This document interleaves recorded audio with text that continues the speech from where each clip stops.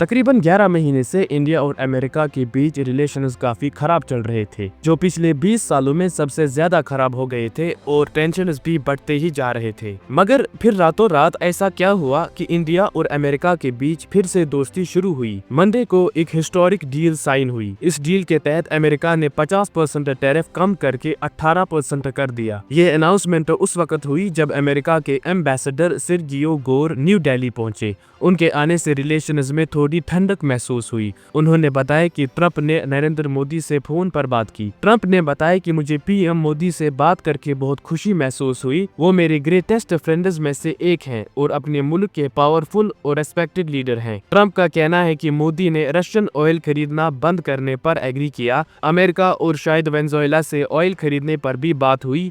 इससे Ukraine Russia war and करने में भी मदद मिलेगी। डील के मुताबिक रेसिप्रोकल टैरिफ 25% कम करके 18% कर दिया गया। इंडिया भी अपने टैरिफ्स और नॉन टैरिफ बैरियर्स यानी rules, paper work, restriction zero करेगा और इंडिया $500 बिलियन से ज्यादा यूएस एनर्जी, टेक्नोलॉजी, एग्रीकल्चर, कोल और दूसरे प्रोडक्ट्स खरीदेगा। इससे पहले इंडिया पर सबसे ज्यादा टैरिफ 2 रीजंस की वजह से लगाया गया था। 25% पेनल्टी टैरिफ क्योंकि इंडिया रशिया से तेल खरीद रहा था।